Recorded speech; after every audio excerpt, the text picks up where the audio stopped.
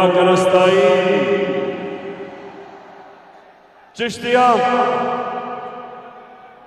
मुझे तो ये अंदाजा ही नहीं था कि चिश्तिया में इतने ज्यादा लोग होते। मैं आप सबको इतनी गर्मी में और इतनी देर में आप सब खड़े हैं, मैं आपका शुक्रिया अदा करता हूं। और आज खास तौर पे चिश्तिया में जिस तादाद में मेरी बहनें निकली, आपको मैं सलाम करता हूं। अच्छा, मुजफ्फर ने मुझे ये कहा आप सबके सामने कि चिश्तिया नून लीग का गढ़ था। मुजफ्फर कहता है कि चिश्तिया नून लीग का गढ़ है। अब चिश्तिया नून लीग का गढ़ नहीं है,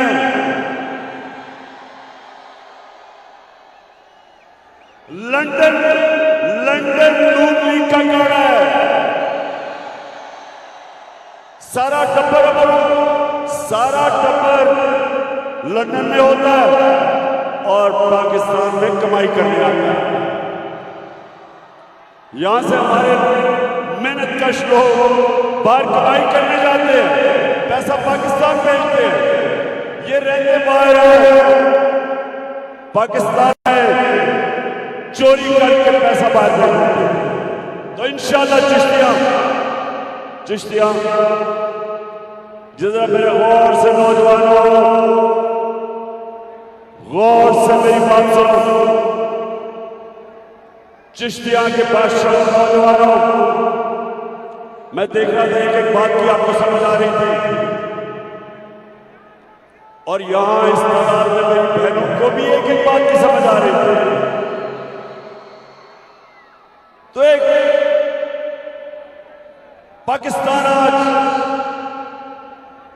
पाकिस्तान बदल चुका, लोगों में शऊर आ गया, मेरी कौम बेदार हो चुकी है। और इंशाअल्लाह आने वाले दिनों में ये वाकई जो आ रहा है, ये तब्दीली नहीं आ रही है, इनकलाब आ रहा है। और इंशाअल्लाह इनकलाब वोट के जरिए आ रहा है, खूनी इनकलाब नहीं आ रहा, क्योंकि खूनी इनकलाब एक मुल्क में बड़ी तबाही मचाता है। तो इंशाअल्लाह मैं अपने चिश्तिया के नौजवानों को एक बड़ी, मेरा काम है आपकी तरबियत करना। नौजवानों, मेरा काम है कि जिस तरह कौम का बाप होता है अपने बच्चों की तरबियत करे। ये जरा मेरी बात आपने हमेशा याद रखी। नौजवानों, मुझे मौका मिला सारी दुनिया देखने का, सारी दुनिया मैंने देखी है, और मैंने अमीर और गरीब मुल्कों को गौर से देखा। चिश्तिया ये बड़ी हमेशा इस बात को अपने सामने रखना कि जो अमीर और गरीब मुल्कों में क्या फर्क होता है, क्या वजह है कि एक मुल्क में खुशहाली है और दूसरे मुल्क में गुर्बत है। ऐसे ऐसे मुल्क हैं जहां गुर्बत है लेकिन तेल के जखीरे पे बैठे हुए हैं। अमीर मुल्क है वसाइल के मुताबिक, लेकिन गरीब है, गुर्बत इंतहा की है। और एक ऐसे मुल्क, और मैं आपको मिसाल देता हूं स्विट्जरलैंड की, कुछ नहीं है, वसाइल नहीं है, खुशहाल मुल्क है। तो चिश्तिया फर्क मैं आपको बताने लगा। मेरे नबी सल्लल्लाहु अलैहि वसल्लम ने आज से तकरीबन 1500 साल पहले बातें जो की थी कि क्या वजह कौम ऊपर जाती है और क्या वजह कौम नीचे आती है, उन्होंने तब दो बातें गौर से सुने मेरी। एक उन्होंने कहा कि तुम्हारे से पहले मदीना के लोगों को कहा कि तुम्हारे से पहले बड़ी कौमें तबाह हुई और तबाही का सबब बताया क्यों तबाह हुई। उन्होंने कहा जो कौमें गरीब चोरों को, कमजोर चोरों को पकड़ के जेलों में डाल देती है, लेकिन ताकतवर डाकुओं को नहीं पकड़ सकती, हो जाती है। यानी कि जो कौमें इंसाफ नहीं कर सकती, चिश्तिया सुनो गौर से, ये मेरे प्यारे नबी सल्लल्लाहु अलैहि वसल्लम, दुनिया के सबसे अजीम लीडर, उन्होंने उनका ये फरमान था हमें बताने के लिए कि अगर आपने खुशहाल होना है, चिश्तिया और मेरी बहनें, आपने खास तौर पर अपने बच्चों को ये मेरी बातें बतानी है कि अगर आपने खुशहाल होना है, जब तक आप अपने मुल्क में इंसाफ कायम नहीं करते, आप खुशहाल नहीं हो सकते। हजरत अली रज़ी अल्लाह ताला ने यही कहा था कि कुफर का निजाम चल जाएगा और चल रहे हैं, लेकिन नाइंसाफी और जुल्म का निजाम कभी नहीं चल सकता। और ये वजह, चिश्तियां, ये वजह आज कि हमें अल्लाह ने इतने वसाइल दिए पाकिस्तान को, अल्लाह ने किसी चीज की कमी नहीं दी, लेकिन हमारा मुल्क मकरूज, हमारा मुल्क कर्जों में डूबा हुआ है, हमारे गुर्बत है, हमारे लोग बाहर जाते हैं नौकरियां लेने के लिए क्योंकि यहां रोजगार नहीं है। हम अपने बच्चों को पढ़ा नहीं सकते, आला तालीम नहीं दे सकते। हम एक बड़ा अल्लाह की तरफ से इम्तिहान आता है सैलाब का, जो आज सैलाब आया हुआ है पाकिस्तान में, और हमें दुनिया के सामने हाथ फैलाने पड़ते हैं क्योंकि हमारे पास मिसाइल नहीं। उसकी सबसे बड़ी वजह यह कि हम इस मुल्क के बड़े बड़े डाकुओं को जेलों में डालने के बजाय हम उनको अपने वजीर आजम बना देते, हम वजीर बना देते, वो ईवानों में चले जाते।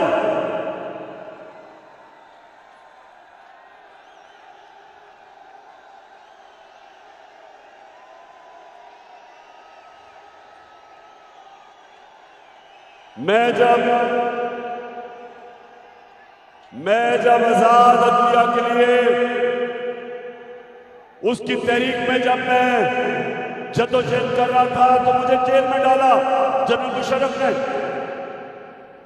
चिश्तिया, मैं आपको बताऊं कि जेल में मुझे कोई बड़ा डाकू नहीं नजर आया, सिर्फ छोटे चोर नजर आए, छोटी छोटी चोरियों पे जेल पे।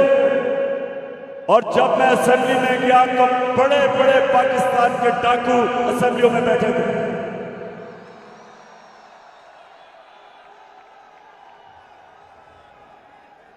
और जब एक कौम, हमारे अजीम लीडर मेरे नबी, जब उनके फरमान पे नहीं चलती तो वो कौम को नुकसान होता है। आज हमारे मुल्क की सरबराही जो लोग कर रहे हैं, 30 साल से मुल्क लूट रहे हैं।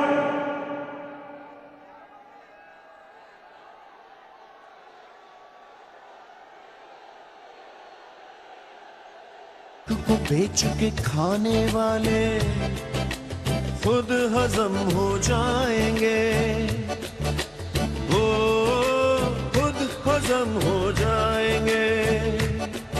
और पुश्तों से जो गद्दी बैठे सब भीड़ में मिल जाएंगे, वो सब भीड़ में मिल जाएंगे, जो दूर गए थे भूले से लौटेंगे, फिर वतन को एक शान। तो चिश्तिया अब नौजवानों, अब जरा सुनो हो क्या रहा है मेरे मुल्क के साथ।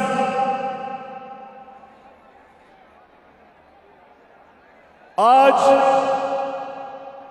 शहबाज शरीफ ने और इसके बेटे ने हमजा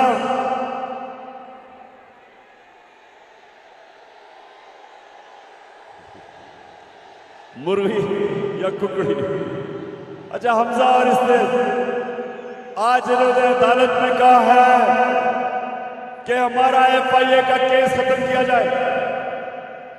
चिश्तिया आप जानते हो वो केस क्या है? 16 अरब रुपया इन्होंने अपने नौकरों के नाम पे लिया। इन दोनों का अंडर ट्रायल थे, सजा होने वाली थी, दोनों को सजा होने वाली थी। 4 नौकर मुलाजिम जिनके नाम पे इन्होंने 16 अरब रुपया वसूल किया, जिसमें एक मकसूद चपरासी 4.25 अरब 375 करोड़ रुपया उसके अकाउंट में था। और हुआ क्या, इनको सजा होने वाली थी। इसने शिरकत की बैरूनी साजिश में, उस साजिश के तहत ही हमारे ऊपर अंदरूनी और बैरूनी गद्दारों ने इसको हमारे ऊपर मुसल्लत किया। और उसके बाद क्या हुआ, जो 4 गवाह थे जिनके नाम पे इन्होंने अरबों रुपया लिया था, 2 महीने के अंदर वो 4 गवाह मर गए। 4 गवाह मर गए, चारों को हार्ट अटैक हो गए। और जो एक FIA का इन्वेस्टिगेटर था डॉक्टर रिजवान, उसको भी हार्ट अटैक हो गया। 5 लोग मरे जो इस केस को इन्वेस्टिगेट किया, जो इसमें मुलव्विस थे। और वो आदमी मुल्क का प्राइम मिनिस्टर बनाया गया, चोर दरवाजे से आया। उसका बड़ा भाई भगोड़ा नवाज शरीफ,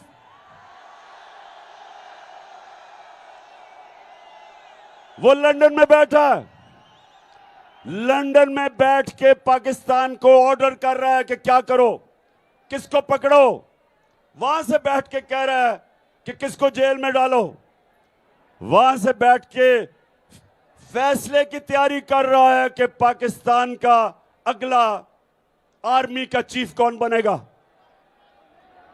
वो आदमी जो मफरूर है, सजा याफ्ता है, जिसके अरबों रुपया बाहर पड़ा है, जो उस साजिश में, बैरूनी साजिश में, अमरीकी की साजिश में मिलकर इन्होंने हमारे मुल्क के ऊपर हमारी हुकूमत गिराई और करोड़ों रुपया चोरी का खर्च करके हमारे लोगों को खरीदा।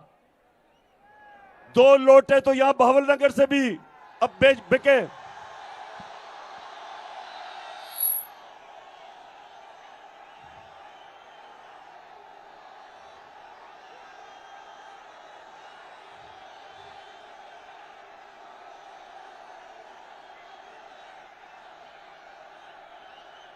और बहावलनगर, जरा ये जो आज आपका वजीर आजम है, मैं बार बार चाहता हूं कि मेरी सारी कौम सुने कि वजीर आजम आपका किस तरह का है। जरा नीचे थोड़ा नीचे जरा ये दिखाओ कौम को कि वजीर आजम दौरे करके क्या कह रहे हैं। मैं सऊदी अरब से होके आया हूँ, मैं UAE के होके, अभी मैं तुर्की होके आया हूँ। और मैंने उन भाइयों को कहा कि आप हमारे बड़े अजीम भाई हैं, हमेशा आपने हमारी मदद की। और मैंने यही कहा, जब मैं आया हूँ तो आप समझेंगे शायद ये मांगने आया है। मैं मांगने नहीं आया, लेकिन मजबूरी है। जिस तरह माजी में 75 साल में आपने हमारा हाथ बटाया है, कुछ अर्सा आप हाथ बटा। मैंने कहा मैं वादा करता हूं कि इंशाअल्लाह हम पूरी कौम हम मिलकर दिन रात मेहनत करेंगे, पसीना कराएंगे, अपने पांव पे खड़े होंगे।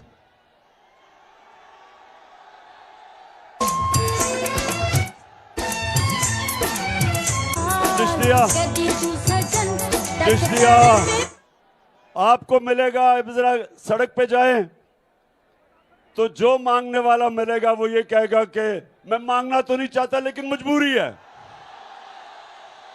बड़ी मजबूरी है। और फिर अगर वो अक्लमंद होगा कहेगा फिक्र ना करें, थोड़ी देर के बाद मैं पैसा कमा के वापस दे दूंगा जब मजबूरी खत्म होगी। ये आपका वजीर आजम कह रहा है जो कि इंपोर्ट करके आपके ऊपर मुसल्लत किया गया।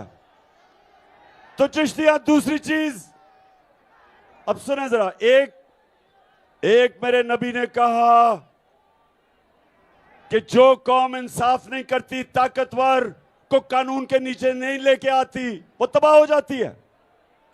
एक ये कि ये ताकतवर डाकू जिसमें जरदारी, नवाज शरीफ, चेरी ब्लॉसम, और तीसरा कौन है?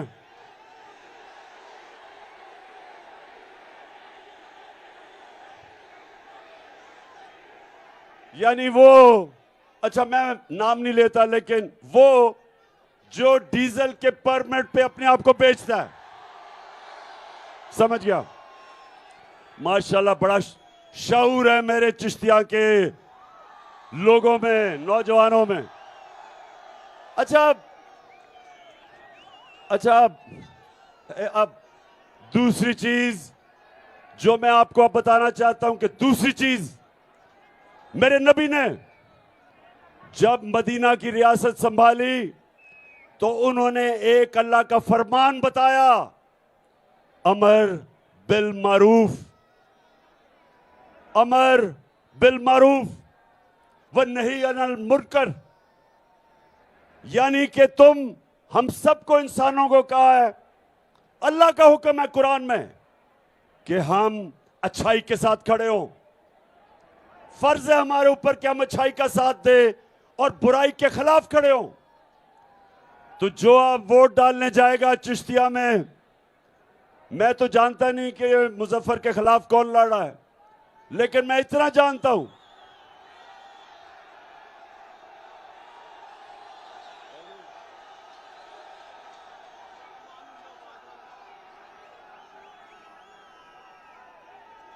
मैंने सुना इसके पास बहुत पैसा है। अब मैं नहीं जानता इसको, लेकिन मैं इस तरह जानता हूं कि चिश्तिया, अगर किसी ने भी आपने इसको वोट दी, इसका मतलब आप भगोड़े नवाज शरीफ को वोट दे रहे हैं, मुजरिम को वोट दे रहे हैं। इसका मतलब आप बुराई के साथ खड़े हैं। इसका मतलब कि अल्लाह के फरमान के खिलाफ आप जा रहे हैं, क्योंकि जो सजा याफ्ता वहां से लंदन से बैठ के हुक्म कर रहा है, जिसकी ये पार्टी है, जिसको ये लीडर मानते हैं, मुझे ये बताएं कि क्या वो कौम जो मुजरिमों को वोट देती है उसका क्या मुस्तकबिल होगा? कोई मुस्तकबिल नहीं होगा। तो आज मैं तो नहीं जानता ये आदमी कौन है, लेकिन मैं आप सबको कहता हूं कि ये आपके ऊपर लाजिम है कि आप ये मुजफ्फर को जिताएं। और ये पार्टी जो 30 साल से जो कहती थी जरदारी करप्ट है, इन्होंने जरदारी को जेल में डाला। जरदारी कहता था नवाज शरीफ चोर है। 20 साल इन्होंने एक दूसरे को चोर कहा, और आज दोनों चोर और ऊपर से फजल रहमान इनके साथ इकट्ठा हो गया, एक खौफ से कि ये डरे हुए हैं, ये सब डरे हुए हैं कि किसी ना किसी तरह इमरान खान को हटाओ, इसको डिस्क्वालीफाई करवाओ, इसके ऊपर केसेस डालो, इसके ऊपर एफआईआर काटो, इसके ऊपर तौहीन मजहब लगाओ। मेरे ऊपर तौहीन मजहब का इन्होंने एफआईआर काटी है। सुने जरा, मैं यहां 27वीं रात को मौलाना तारिक जिब्रील हमने बुलाया और हमने दुआ की, शब दुआ, कि अल्लाह हमारे मुल्क पर करम कर, इन चोरों से, इन डाकों से आजाद, हकीकी आजादी दिलवा। हम उधर, वो दुआ हो रहा है, हमें क्या पता कि ये अपना टोर लेके मदीना चला गया शहबाज शरीफ, हमें तो पता ही नहीं था। हमें तो बाद में पता चला कि मदीना में भी इनको चोर चोर के नारे लग गए। चोर के नारे मदीना में लगते हैं और तौहीने मजहब की एफआईआर मेरे पे कट जाती है। तो ये केसेस बना रहे हैं। इलेक्शन कमीशन इनका पालतू, वो कभी कोशिश कर रहा है डिस्क्वालीफाई करने की, कभी एक केस कभी दूसरा, और इनकी सिर्फ डरे हुए हैं कि आज सारी पाकिस्तान की अवाम, आज अवाम पाकिस्तान की बाशऊर अवाम आज सारी मेरे साथ खड़ी है इन चोरों के खिलाफ। फिर से तू अड़ जा, फिर से तू डट जा, फिर से वो बल्ला घुमा।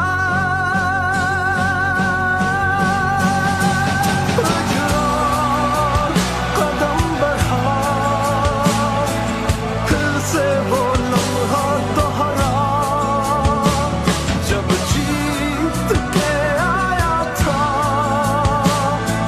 फिर से वतन को जिता। एक और कदम बढ़ा, कभी फिर से कभी सुने सुने सुने बस।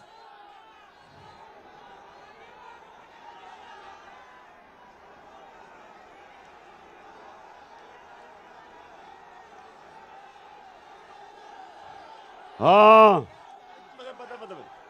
हाँ बिल्कुल ठीक है। मुझे याद कराया गया कि बहावलपुर में एक बहुत बड़ा मूंछों वाला लोटा है।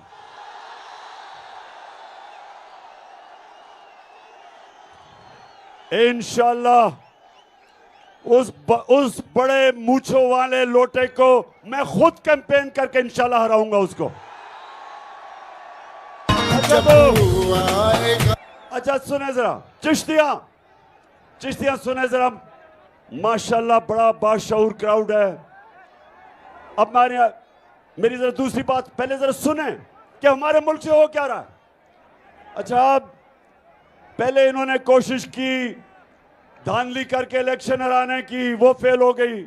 25 मई को इन्होंने हमारे ऊपर जुल्म किया, डराने की कोशिश की, वो फेल हो गई।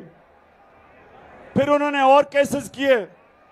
अब ये कोशिश कर रहे हैं कि किसी तरह इदारों के खिलाफ, तहरीक इंसाफ को इदारों के खिलाफ किया जाए, इदारों को तहरीक इंसाफ के खिलाफ किया जाए। कभी वो अदलिया को कहते हैं कि जी देखें इमरान खान ने आपके मुतालिक क्या कह दिया। बेशर्मो, शर्म करो, तुमने सुप्रीम कोर्ट के ऊपर हमला किया हुआ है। बल्कि अगर वो है, ढूंढ लो अगर तुम्हारे पास वो क्लिप है सुप्रीम कोर्ट के ऊपर हमला करते हुए। कभी दुनिया की जमहूरियत की तारीख में नहीं हुआ कि गवर्नमेंट की पार्टी सुप्रीम कोर्ट पे हमला करती है, चीफ जस्टिस को भगा देती है, जजेस के ऊपर ब्रीफ केस चलाती है, उनको खरीदती है और एक ईमानदार, एक गैरतमंद चीफ जस्टिस सजाद अली शाह को फारग कर देती है। ये कभी नहीं हुआ।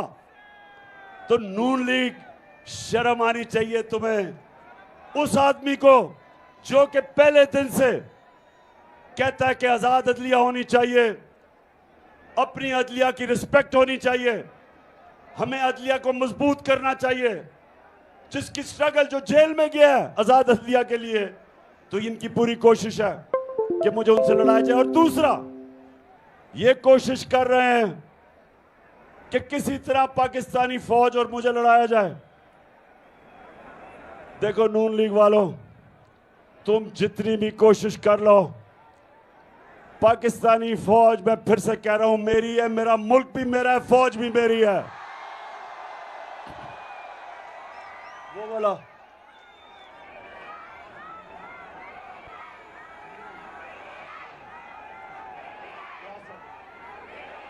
अच्छा, अब ये जरा सुने, इन्होंने पाकिस्तानी फौज के मुतालिक क्या कहा।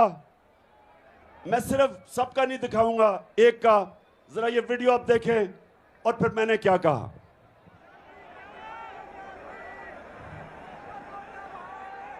आपको आज वैसे मैं काफी फिल्में दिखाऊंगा, तो हमारी फिल्में नहीं जो मरियम के पास है। और अगर बिगड़ोगे तो फिर अगर हम की क्या बात करते हैं, मुझे याद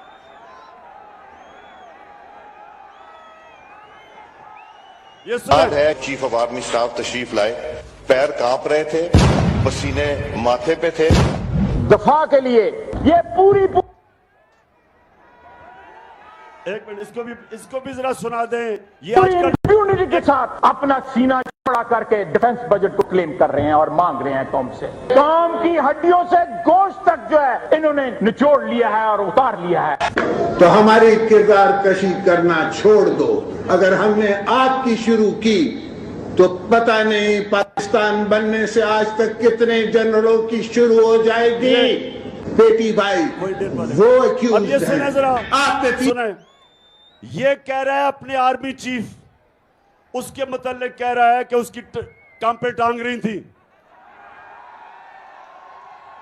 पसीना आया हुआ था। मैं तब पाकिस्तान का प्राइम मिनिस्टर था जब पुलवामा हुआ, चीफ पाकिस्तान, और मुझे पता है कि सारी air chief, army chief, navy chief, joint chief, हम सब इकट्ठे थे, और मैं आपको यकीन से कहता हूं किसी की कंपनी टांग रही थी। अब ले इन्होंने जो कहा है, अब ये सुने कि हिंदुस्तान क्या कहता है। उसमें खड़े होकर कहा कि मुझे यह बतलाया गया है कि हमारे आर्मी चीफ पाकिस्तान के आए थे और उन्होंने यह बतलाया यदि अभिनंदन को रात को 9 बजे के पहले यदि रिहा नहीं कर दिया गया तो भारत पाकिस्तान के ऊपर आक्रमण कर देगा। और उन्होंने कहा कि हमारे आर्मी चीफ के मस्तक के ऊपर पसीना हो रहा था, बहुत घबराए हुए। यह मैं नहीं कह रहा हूं, भारत की नेशनल असेंबली में स्वयं उनके फॉरेन मिनिस्टर ने कहा, और आज भी उसकी रिकॉर्डिंग मौजूद है, उसको निकालकर आप देख सकते हैं। तो बहनों भाइयों, इसीलिए मैंने कहा भारत कोई कमजोर भारत नहीं है, भारत अब यह ताकतवर भारत बन चुका है। सुन लिया आपने कि भारत पहले एयाज सादिक वो कहता है, फिर भारत का वजीर ये कहता है कि देखें कि पाकिस्तान कितना हमारे से डरता है। तो मैं यहां आपको इसलिए कहना चाहता हूं कि ये वो लोग हैं जिन्होंने जब ऑपोजिशन में जाते हैं फौज को बुरा भला कहते हैं, अदलिया को बुरा भला कहते हैं, और आज गवर्नमेंट में आए हैं तो कोशिश कर रहे हैं कि इमरान खान और अदलिया की और फौज की आपस में लड़ाई हो। अब ये सुने कि इमरान खान क्या कहता था फौज के मुतालिक। ये बड़ा इंपॉर्टेंट है, मैं अपनी सारी कौम के सामने कहना चाहता हूं। देखिए, एक तो जो फौज का इदारा है, कभी इसके खिलाफ बात ना करें, क्योंकि फौज एक ऐसी चीज है जो अगर हमारी फौज ना होती तो ये मुल्क में नहीं रहना था। इमरान खान से ज्यादा इस मुल्क को जरूरत पाकिस्तानी फौज की है, और हमें हमेशा इस इदारे को इसकी मजबूती के लिए हमें बात करनी चाहिए। और हमारे जो दुश्मन है वो मुसलसल इसको अटैक करते हैं, बल्कि ये दोनों जो prime minister, ex prime minister और प्रेसिडेंट, वो जरदारी और नवाज शरीफ, इन दोनों ने अपनी फौज को अंडरमाइन करने की कोशिश की है। ये जब गवर्नमेंट में भी थे इन्होंने अंडरमाइन किया उसको। तो सुन लिया,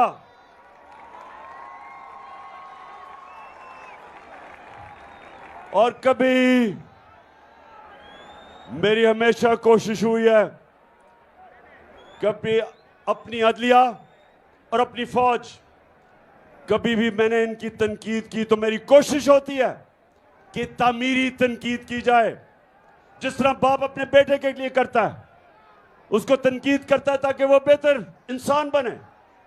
इसलिए हम चाहते हैं कि अगर इदारा बेहतर हो, हम कभी अपने मुल्क के इदारों को कमजोर करने कभी भी हमने कोशिश नहीं की, ना करेंगे, ना करने देंगे। ये राहे अमल, आओ हम सब साथ चले, मुश्किल हो या आसानी, हाथ में डाले हाथ चले, धड़कन है पंजाब मगर दिल अपना मेहरान है। मैं भी पाकिस्तान हूँ, तू भी पाकिस्तान है, तू तो मेरी जान है, तू तो मेरी आन है, तू मेरा ईमान है। ये जो गवर्नमेंट है चिश्तिया सुनो जरा, इन्होंने इस खौफ से कि कौम आज सारी कौम आज हमारे साथ खड़ी हो गई है, इलेक्शन में ये हारे, धांधली के बावजूद तशद्दुद उन्होंने किया, फिर कौम खड़ी हो गई। जलसे कभी पाकिस्तान की तारीख में कभी ऐसे हुआ ही नहीं। चिश्तिया का ये जो जलसा हुआ है, हो रहा है, ये चिश्तिया की तारीख में कभी ऐसा जलसा नहीं हुआ। तो इससे डर के अब पूरी पाबंदियां लगाई जा रही हैं। कल पेशावर का जलसा था, इन्होंने सारे टीवी पे बंद कर दिया, इन्होंने यूट्यूब भी बंद कर दी, दुनिया में मजाक उड़वाया, सिर्फ खौफ इनको कि किसी तरह ये चोर पाकिस्तान पे मुसल्लत रहे, और ये जिन्होंने लेके आए वो लोग जिनकी ये खिदमत कर रहे हैं, जो इनके बैरूनी आका हैं, जो इनको लेके आए, ये इनकी सबकी कोशिश है कि इनके ऊपर हमारे ऊपर मुसल्लत रखो। मुझे चिश्तिया, मैं आज आपके सामने एक नई इंकशाफ कर रहा हूं, और से सुने। मुझे मालूम हुआ कि अब एक नया प्लान बन रहा है। मुझे कह रहे हैं कि देखें, इमरान खान सैलाब के लिए काम करो, सियासत ना करो। मैं इनको यह कहता हूं कि सैलाब के लिए इंशाअल्लाह जो काम मैं करूंगा, मैं सबसे ज्यादा पाकिस्तान में काम करूंगा, और मेरी जमात भी करेगी, गवर्नमेंट से भी करवाऊंगा इंशाअल्लाह।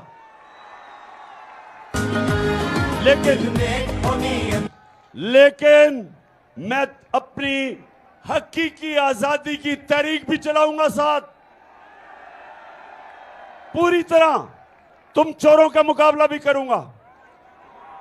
तो अब हमें पता चला कि एक नई साजिश हो रही है, हमारी पंजाब की हुकूमत को गिराने की कोशिश हो रही है। और कोशिश कैसे हो रही है? लोटे बनाने की कोशिश हो रही है।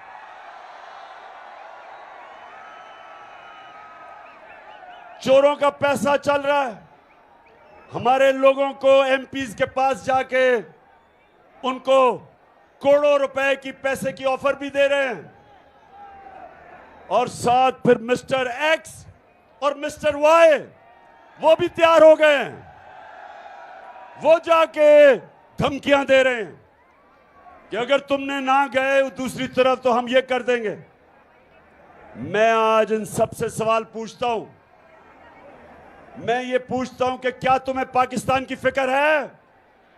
क्या तुम्हें फिक्र है अपने मुल्क की, कि जो अवाम के अंदर सबसे बड़ी सियासी जमात है उसको कमजोर करने की कोशिश कर रहे हो? एक पाकिस्तान की आज फेडरल पार्टी है जो चारों सूबों में, बल्कि गिलगित बल्तिस्तान और आजाद कश्मीर में गवर्नमेंट है हमारी, जो एक जमात सारे पाकिस्तान को इकट्ठा रख सकती है, उस जमात को कमजोर करने की कोशिश कर रहे हैं, हमारे लोगों को डरा और धमका रहे हैं। मीडिया में जो हमारे लिए लिखता है, जो हमारा मौकफ सामने रखता है, ARY को बंद कर दिया, बोल को बंद कर दिया। अच्छे अच्छे सहाफी, नामवर सहाफी जो अपने जमीर का सौदा नहीं करते, 2 मुल्क से बाहर चले गए क्योंकि उनको इतना इन्होंने डराया और उनको पर खौफ तारी किया। उसके अलावा बाकी सहाफियों को, चैनल्स को बाकायदा इंस्ट्रक्शंस देते हैं कि तुमने तहरीक इंसाफ को कवर नहीं करना। इस्लामाबाद का हाई कोर्ट कहता है कि दिखाओ गलत बैन किया तुमने इमरान खान को, उसके बावजूद ये टीवी नहीं देखने देते, इसलिए कि कोशिश कर रहे हैं कि हमारी जमात को कमजोर करो। मैं आज सबको आज यहां से पैगाम देता हूं, जो मर्जी कर लो, मेरा चैलेंज है तुम्हें, जो मर्जी कर लो, तुम शिकस्त खाओगे, तुम हारोगे। दिल में हो नीयत साफ तो हो इंसाफ, कहे इमरान खान। जो चली है अब तहरीक के होगा ठीक, ये प्यारा पाकिस्तान।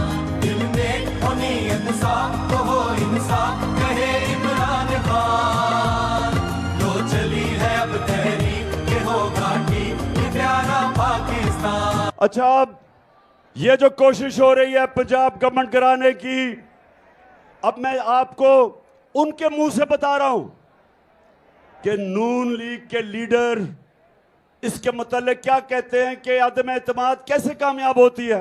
तो ये जरा गौर से चिश्तिया, ये इनके लीडर्स के मुंह से सुने ये क्या कह रहे हैं। तो जिनकी वजह से होता है, जिनकी मदद से होता है, हम उनकी मदद नहीं लेना चाहते और हम चाहते हैं कि अगली हुकूमत का फैसला पाकिस्तान की आवाम करे। तहरीक अदम एतमाद सौदे के बगैर मुमकिन नहीं होती। यहाँ पर अदम एतमाद को जो निज़ाम है इस्टेब्लिश बगैर मुमकिन नहीं है। कोई डील करके इक़्तिदार नहीं चाहते। पाकिस्तान में तहरीक अदम एतमाद उस सूरत में अमूमन कामयाब होती है जब इस्टेब्लिशमेंट आपकी पुष्ट पे हो। इस्टेब्लिशमेंत करती है, वो डील का नतीजा होता है।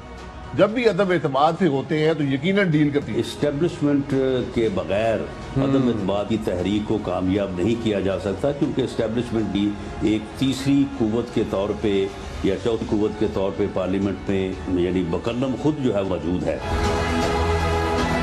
तो मैं चिश्तिया, सुना आपने,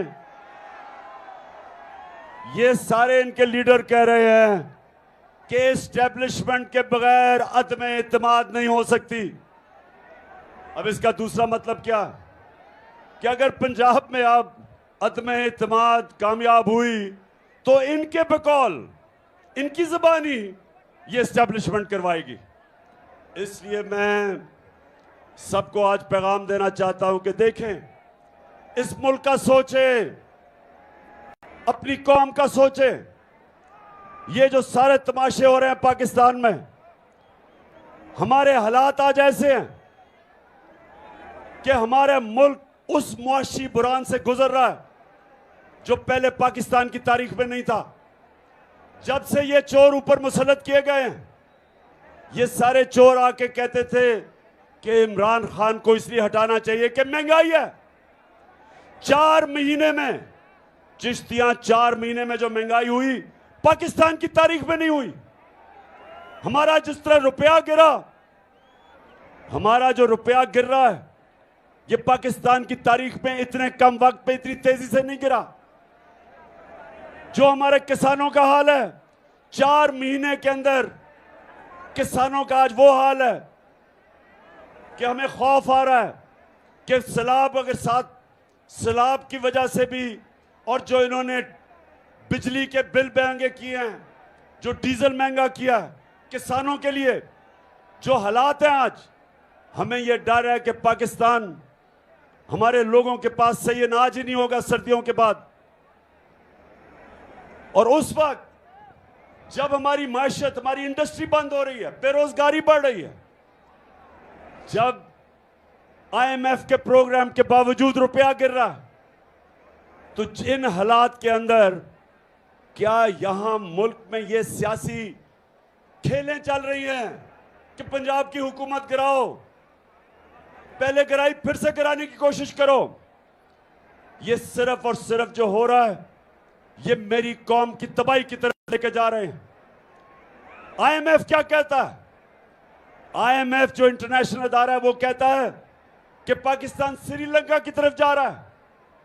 जिस तरह श्रीलंका के अंदर लोग सड़कों के ऊपर आ गए, खुद ही जो बिजली के बिल आ जाएं, आज यहां सामने मेरी बहनें हैं, मुझे बताएं आपको बिजली के बिल मिले? बिजली के बिल मिले? अल्लाह अल्लाह अल्लाह। हमारे दौर में 18 रुपए यूनिट था, आज सुनने जरा, 4 महीने पहले 18 रुपए यूनिट था, आज बिजली का यूनिट तो पहुंचे 36 रुपए का, दुगना। लेकिन टैक्स लगा के ऊपर 50 से 55 रुपए यूनिट चला गया। और अभी IMF कहती है कि और बिजली बढ़ेगी, गैस दुगनी से भी ज्यादा हो जाएगी। तो सवाल यह है कि जिस मुल्क को पहले तो साजिश करके चोरों को मुसल्लत किया, फिर माशी हालात तबाही की तरफ जा रहे हैं, और आज भी खेलें कोशिश हो रही है कि किसी तरह पंजाब की हुकूमत गिराई जाए ताकि वो जो लंदन भगौड़ा गया हुआ है वो वापस आ सके। नवाज शरीफ सुन लो, मैं भी तुम्हारी इंतजार कर रहा हूं कि वापस आओ और जल्दी वापस आओ। ये मेरा आपसे वादा है कि ये सारी कौम तुम्हारा इस्तकबाल करेगी, और वो ऐसा इस्तकबाल होगा कि इस मुल्क की तारीख में कभी ऐसा किसी का इस्तकबाल नहीं हुआ।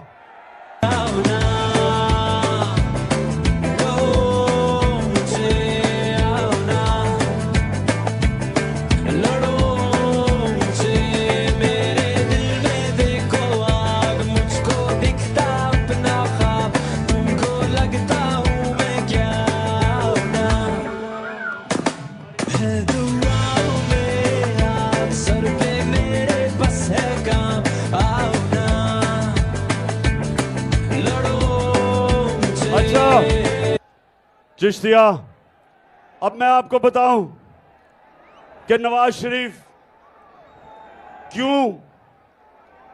क्यों ये मफरूर है, ये क्या हुआ, ये कहानी किधर से शुरू हुई। ये कहानी आज से 10 साल पहले शुरू होती है। मैं अब आपको एक और फिल्म दिखाने लगा हूं, एक और फिल्म दिखाने लगा हूं, तैयारी कर लो। मरियम ना आपकी इनकम इतनी, मैं इस फिल्म के अंदर, ये मरियम की फिल्म नहीं है लेकिन मरियम है इस फिल्म में। ना आपकी इनकम इतनी है कि आपको ये प्रॉपर्टी आप ले सकते हैं कि आपने मे फेयर के अंदर जो आपकी 4 अपार्टमेंट्स हैं उनकी 1 अरब से ज्यादा, 1 अरब रुपए से ज्यादा उनकी कीमत है। अब 4.5 अरब तक पहुंच गई है उनकी कीमत। आपने अपनी जो टैक्स में टोटल आमदनी बताई है 94 में 1.5 लाख रुपए है। मुझे ये बताएं कि आपने अरबों रुपए की मे फेयर में प्रॉपर्टी खरीदी कैसे। अब ये ऑपोजिशन लीडर बन के मैं इनसे पूछ रहा हूं, मुझे ये बताएं कि लंदन के सबसे महंगे इलाके में, लंदन यूरोप का सबसे महंगा शहर है, उसके सबसे महंगे इलाके में इन्होंने 4 बड़े बड़े महल्लात अरबों रुपए के खरीदे। तो मैं आज से 10 साल पहले मैं पूछ रहा हूं कि किधर से पैसा आया, क्योंकि आपने टैक्स तो दिया ही नहीं। टैक्स में जो आप बता रहे हैं आपके पास पैसा है ही नहीं। तो आगे जरा ये सुने क्या होता है। बात यह है कि जिन अरबों रुपए की मे फेयर की प्रॉपर्टीज की ये बात कर रहे हैं, ये तो पहले पता नहीं है। बताएं कौन सी प्रॉपर्टीज है, लाएं, दिखाएं, उसका कोई प्रूफ लाएं। सुन लिया बात ये शहबाज शरीफ का बेटा जो मफरूर हुआ है, ये कह रहा है कि कौन सी प्रॉपर्टीज की बात कर रहे हो। ये जरा गौर से सुन ले। मैंने कहा तुम्हारे पास प्रॉपर्टीज हैं, कहते हमारे पास कोई प्रॉपर्टीज नहीं है। अब जरा ये मरियम बीबी को सुन ले।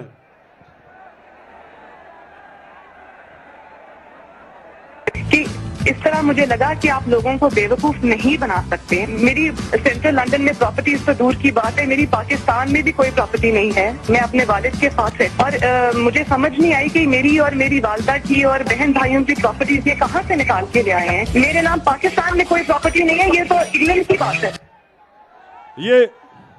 अब ये सुन लो चिश्तिया, सुन लो। 1965 के अंदर जब जंग हुई थी, 1965 की जंग में, तो हिंदुस्तान से एक रेडियो चलता था, उसको कहते थे रेडियो आकाशवाणी।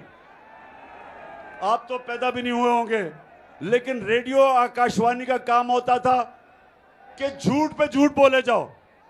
ये है हमारी रेडियो आकाशवाणी। अच्छा आप जरा सुने, कह रही है कि जनाब वो कौन सी प्रॉपर्टीज, मेरे पास तो बेचारी के पास कुछ है ही नहीं, पाकिस्तान वहां छोड़े, मेरे तो बुरे हालात हैं, मुझे तो वो एहसास प्रोग्राम में डाल दो। अब ये सुने जरा। नवाज शरीफ, मरियम नवाज, हसन नवाज और हुसैन नवाज के बैरून मुल्क खुफिया असासों का इंकशाफ। पनामा लीक्स ने बैरून मुल्क खुफिया दौलत का भांडा फोड़ दिया।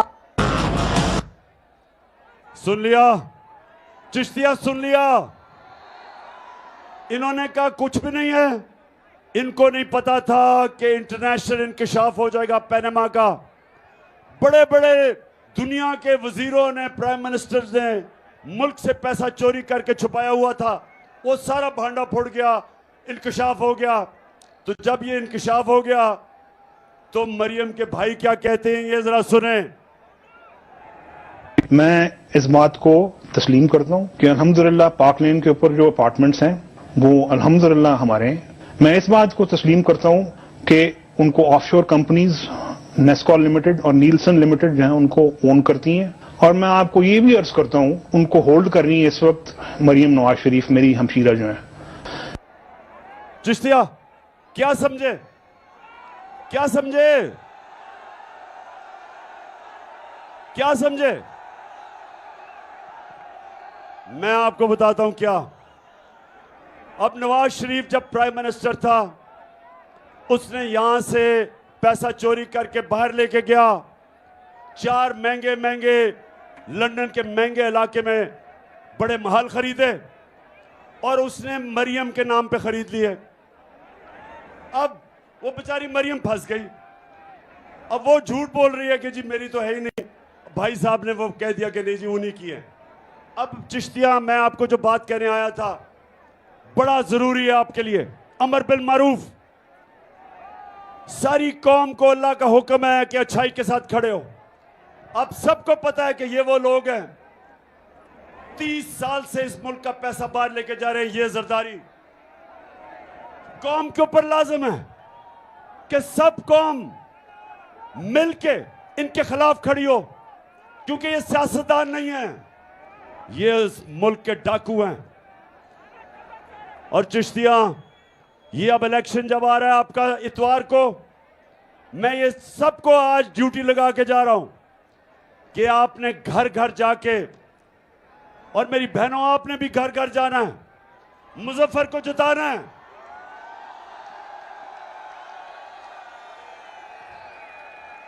लोगों को आपने बताना है कि इस वक्त पाकिस्तान एक फैसला कुन वक्त पे खड़ा है।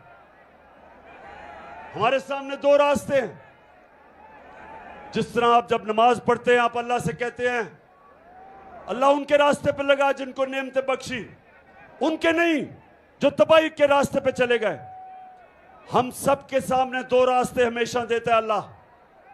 हमारे ऊपर होता है कि हम वो रास्ता लें जो हमारी अजमत का रास्ता है, वो रास्ता ना ले जो तबाही का रास्ता है। आज तक क्योंकि हमने इस तरह के चोरों को वोट दी, हमने इस तरह के चोरों को छोटे छोटे फायदे, जाती फायदे करवा के इनको वोट दी, उसकी वजह से बड़ी भारी कीमत अदा करनी पड़ रही है इस कौम को। वक्त है कि हम अपना रास्ता, वो रास्ता लें जो नमाज में हम मांगते हैं कि अल्लाह उनके रास्ते पे लगा जिनको नेमतें बख्शी।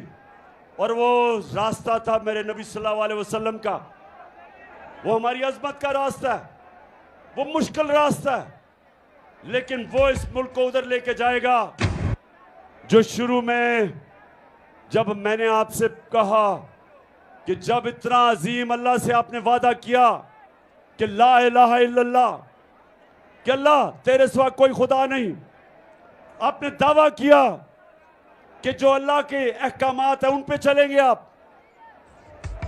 और इसलिए आज मैं सबको, आज चिश्तिया मैं तो आपकी ड्यूटी लगा के जा रहा हूं कि ये इलेक्शन मुजफ्फर का नहीं है, ये पाकिस्तान में एक इनकलाब का इलेक्शन है। आपने इनको शिकस्त देनी है और इसको इंशाअल्लाह वो मुल्क बनाना है जो इलामा इकबाल की ख्वाब थी और मेरे लीडर कायदे आज़म मोहम्मद अली जिन्ना की जद्दोजहद थी। पता था कैंसर से वो जा रहे हैं, पता था ज्यादा देर जिंदा नहीं रहना, लेकिन हमारे लिए कायदे आज़म ने बीमारी के अंदर जद्दोजहद की और हमें एक मुल्क दिया जिससे अभी तक हमने इंसाफ नहीं किया। वक्त आ गया कि अपना रास्ता सीधा करना, वक्त आ गया मेरे पाकिस्तानियों, वक्त आ गया है कि उस रास्ते पे चले जो हमें इस कौम को एक अजीम कौम बनाएगा। दुनिया में हरे पासपोर्ट की इज्जत होगी। जब हम उस रास्ते पे चलेंगे हमें फख्र होगा। दुनिया में जिधर भी जाएंगे लोग पाकिस्तानियों को इज्जत की तरफ निगाह से देखेंगे। हम वो पाकिस्तान चाहते हैं और उसका सफर शुरू हो चुका है।